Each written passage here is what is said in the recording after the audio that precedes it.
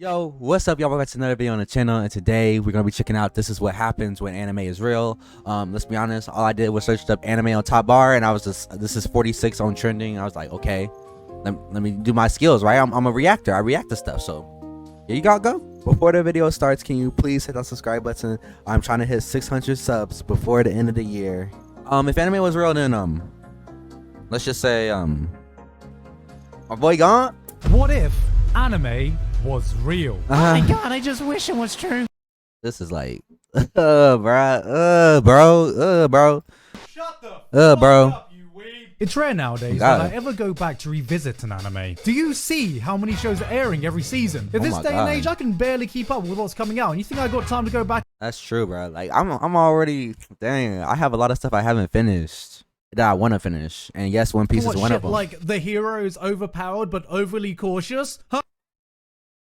That's an interesting one. Who's still watching this? Who still thinks about this? We're all consuming so much media now that even oh my god, is that even if you found something good in the moment, you can't always predict when something will actually stick with you because we move on so fast. But there is a show that's been living rent-free in my mind and refuses to leave even years after it's aired. Okay, what is it? A show so unique, so batshit insane, it explored a premise I've never seen in anime before. You know what's one? You know, a show that seemingly. Oh my god, pause. You know what's one? Everyone around me has already stopped talking about Hunter x Hunter. Wanting to know why I couldn't do the same, I tried seeing if it was actually as good as I thought it was, and deserving to stick on in my memory. And upon my rare second viewing, I realized I was wrong. Huh? It was so much better. What? Which one?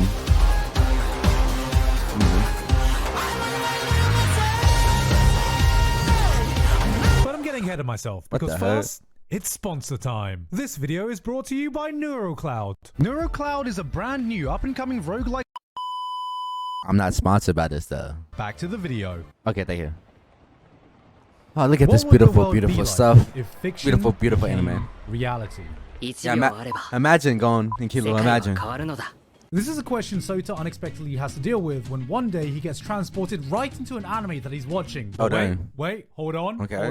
He gets transported back and finds out that the anime characters have come with him. Suddenly, characters wait, that's actually interesting. Anime, games, manga, genres start appearing in the real world and start duking it out. It's an all-out but why though? The fantasy knight starts flying around in our reality. Where the police at? Gate of Babylon, except it's got bloody rocket launchers. Fucking magical girl appears. How cool is this concept? Now I know what you're thinking. Gigak talking about another isekai. I know, right? Another isekai, bro. Another one. Actually, no. Look, yes, we can keep up the meme and call this an isekai, but the premise and appeal is not even in the same galaxy. I ain't gonna lie.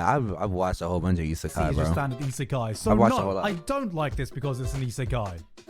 I like it because it's fate. One thing I absolutely love in any medium is seeing elements that don't traditionally exist together clash with each other in a story. Like that was the biggest reason I initially started to get invested in the MCU. Is that Marvel? In the first place. Growing up, I was never massive. Oh my god, it's Spider-Man. It's Tobey Maguire. When Phase 1 first released, that's mostly how I felt. Then Avengers came out and I was like, wait, I get to see a billionaire engineer fight a Nordic god and a super soldier in the mix? Now you have my attention. Hulk starts wrecking shit. That makes sense. Blow up New York and Hawkeye's like, guys, like I ain't gonna lie.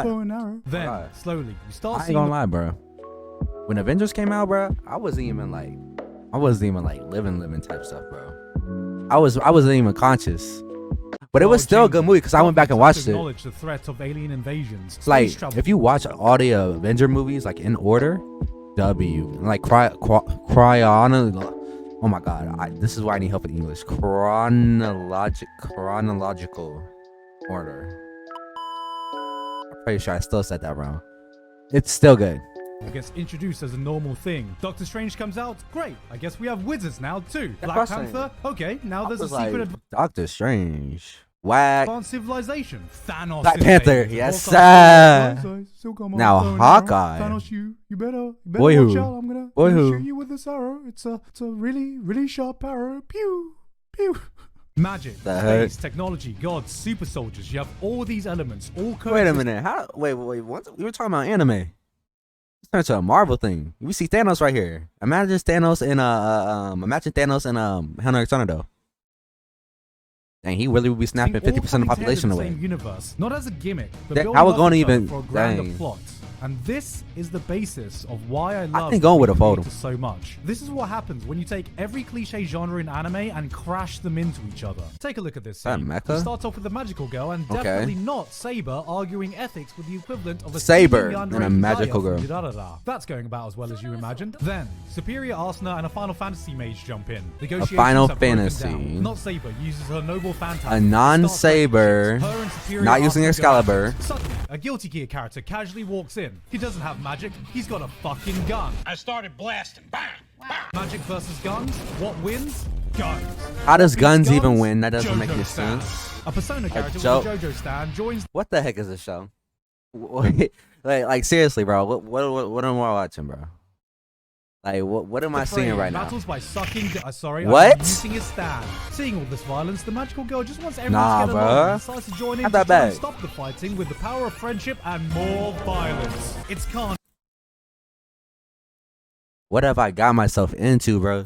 I was just looking for stuff to react to, bro. Mayhem. And your stuff came up on the front pages, bro. A giant mech just drops in and... What is happening? You have a fake character fighting a fantasy character fighting a Guilty Gear. Yo, I ain't gonna lie. Wait a minute. What is happening? You have a fake character. This is like the girl from You can't tell me she don't look like her. Come on now. Resemblance? That's bro. Character fighting a fantasy character, fighting a Guilty Gear character, fighting a Persona character, fighting a magical girl, and in the middle of this, there's just a Monogatari villain causing complete chaos.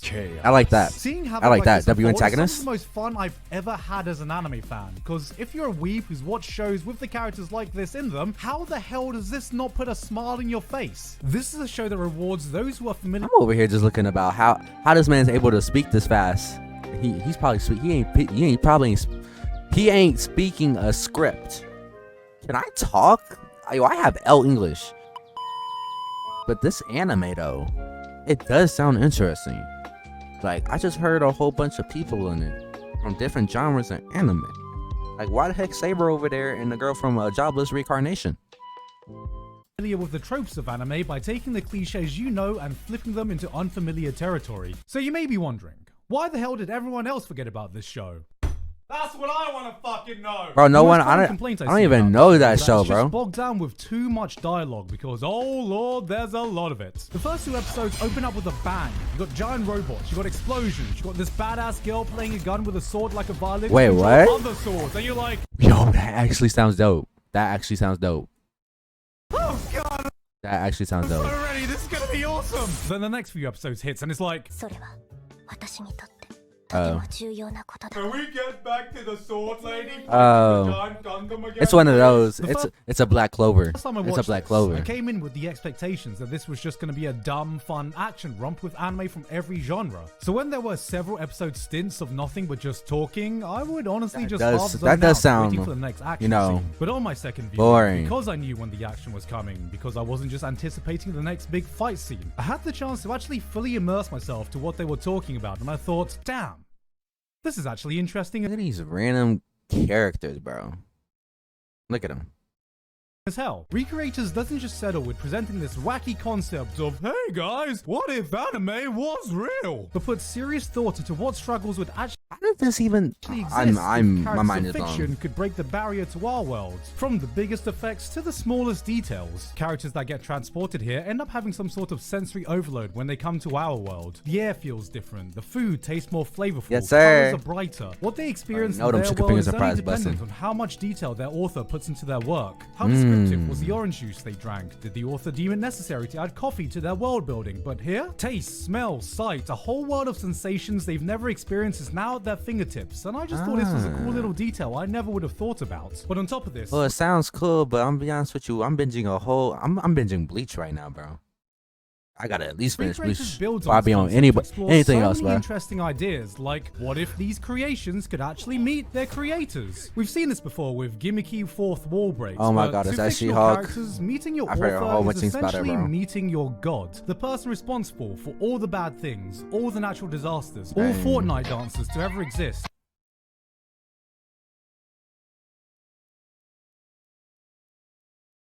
How would that make you feel? Would you be happy, in awe, angry, knowing they allowed Sasuke to do this? How would you feel At least they didn't add my 2 boys in the game.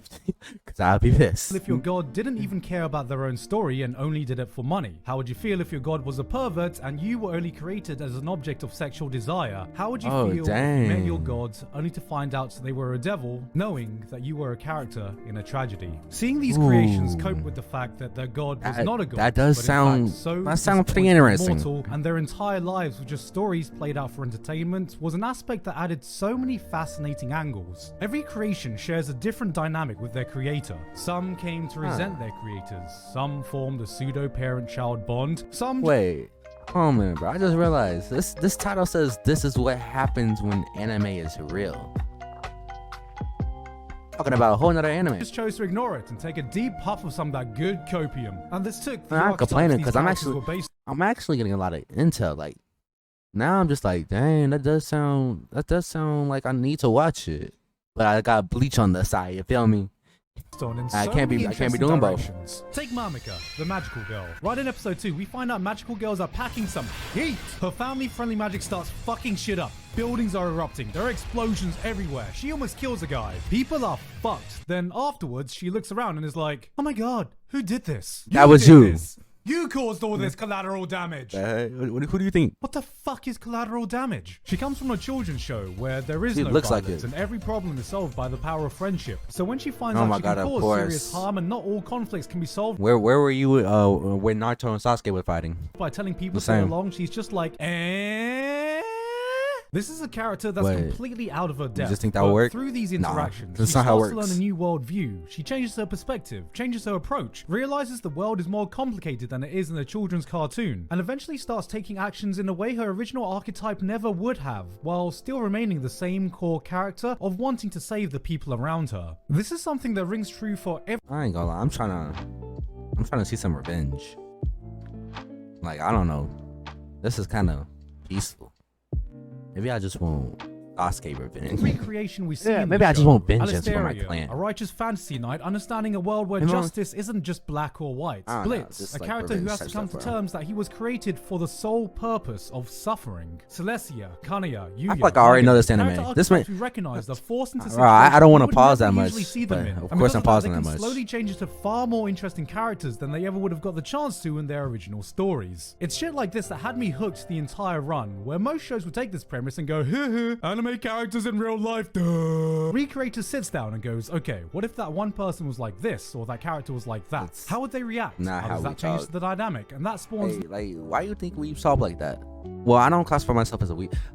You see, there's anime watchers. They be like, oh my god.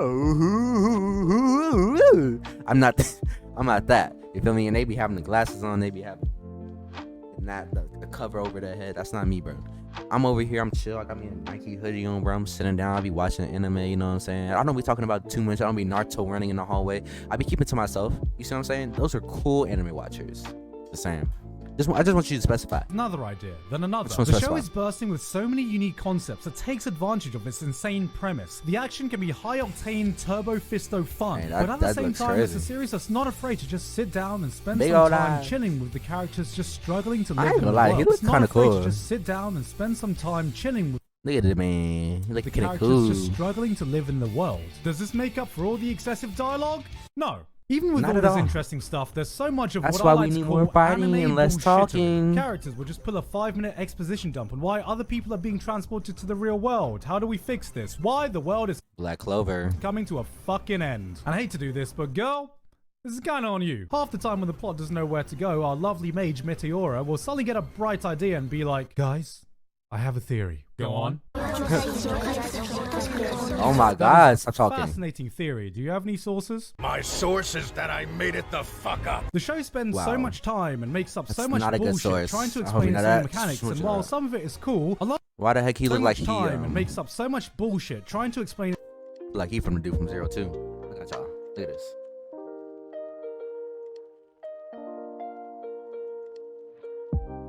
You can't tell me y'all don't see. Look at this man. Come on now. Y'all are literally using anime characters from other animes and put it into one anime. Hey, I'm just catching you on 4K. I'm catching on 4K. Really did not need to be that complicated. Recreate all that dialogue for nothing. Nobody gives a rat's ass of your PhD level of bullshit you used to explain why anime characters are here and why the world is coming to an end. If you needed to add stakes, you have an OP villain who hates of course they added the world is coming to an end. Just give they did that on everything, before bro. Her power becomes fully active or some shit. Come on. Look, we're not here you for look this. kind of cool though. Like imagine controlling swords by playing your sword as a violin. That does sound kind of dope.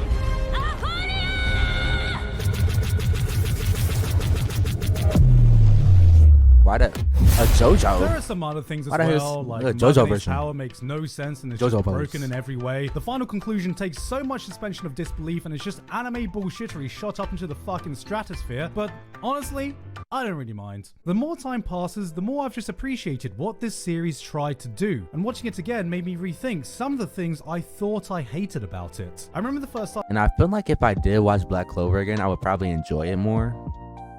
But right now it's just it was okay. It was okay. Absolutely, literally didn't even live up to my. Soto is a shriveled scrotum of a protagonist. I know, it's kind of way better. We find out that he knows the origin of the villain everyone's trying to find out about, and he just does nothing. Doesn't tell anyone, doesn't do anything. The plot goes on standstill just for him. And I remember the first time I watched this, I was fuming. Livid that this Shinji ass motherfucker was taking up valuable screen time. You see what I'm saying? They're bringing characters from other anime in. I could be watching a giant robot turbo fist a fucking flying knight. But then you find out the reason for it and I was like, oh, I think I get it now. Sota isn't a hero like the characters he's standing next to. He's just a normal dude who likes anime. Shy, socially awkward, living with his own trauma, afraid to face the problems in his life. This man, like, he needs to be in a romance anime. Head on. Frustratingly afraid to take action, but frustratingly real. He's someone who needs the heroes you see in anime to give him something to aspire to be. And that's when I realized that Recreators is a story about stories. Why is it? I realized that Recreators is a story about... Nah, bro, you can't tell me that ain't the dude from Darling in the Franxx, bro. Stories. Why is it that fiction exists? Why do we need heroes, villains? Why do our stories require conflicts for our characters to overcome to be interesting? This is something that all the creations in the show have to come to terms with in their own way. Would Guts from Berserk be able to accept what's happened, knowing his perseverance inspired thousands? I heard the Berserk anime was garbage. Would Olga from Kurino react well, knowing that she helped? What? Never mind. I love stories. I love stories so much I found a career talking about how much I love stories. And when I saw this series exploring the importance of fiction in our lives, kind of cool, though. I didn't just appreciate the very original way it went about it, but I also appreciated just how personal it felt to me. And then the show ended on a 4-episode balls to the wall action free-for-all, and I was happy again. Recreators is a fan fiction for anyone who's ever created something, a celebration of anime and the culture behind it, a look into the dangers of online toxicity, a boatload of fun, and a love letter to stories. But you said there was a lot of talking in it. Can it be a little messy? Yeah. Is the dialogue a little bloated? Yeah. Yeah. Is the pacing a bit off? Yeah, but now I've just come to value something that's so specific to my tastes, even if the execution isn't perfect. He's like, you know, me when I pick Hunter x Hunter for my best anime. You know, sure it's not done. Sure the animation maybe not all that. Maybe sure the pacing on the stair bit when they were going up the stairs was a little bit off. I understand, bro. An 10 show that appeals to me is, in my opinion, more important than a perfectly crafted 10 out of 10 classic that doesn't. And that's why I'll always choose something like Tales of Arise over The Last of Us, Scott Pilgrim over The Godfather. What the heck did he just say? Always choose something like Tales of Arise. Tales of Arise over The Last of Us. First of all, I haven't even heard of Tales of the Arise. I've been looking for some games to play, so Tales of the Arise, I might write that down. Hold on, I got it.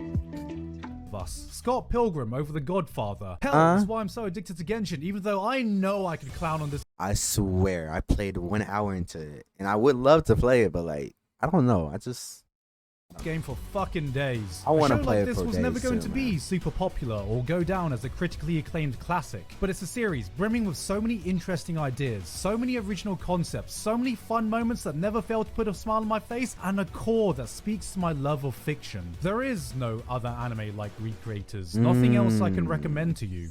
There ain't no other anime like Hunter x Hunter. a batshit crazy idea for a show, and somehow someone was equally batshit crazy enough to approve it. Give me a choice of a popular, highly acclaimed anime like Jujutsu Kaisen or Recreators, and I choose Recreators every time. This man is taking some bold takes right here. Seen variations of the show before. Taking some bold takes. Yu Yu Hakusho, and no, I'm not calling them the same show, but you know what I mean. Did he just compare Bleach to Yu Yu Hakusho? To no, Yu Yu Hakusho and Jujutsu? Calling them the same show, but you know what I mean. Fuck, just look at the beginning of Chainsaw Man right now and tell me the premise and plot structure isn't almost identical. Yo, he's not that. I could 100% agree on you. I could 100%. You were definitely right about that. There's gonna be more Jujutsu Kaisens in the future. There's gonna be more My Hero Academias in the future. There's gonna be more Narutos in the future. Because Naruto's the GOAT. I mean, my fault. But there's only ever been one Recreators. I thought so too. But Naruto.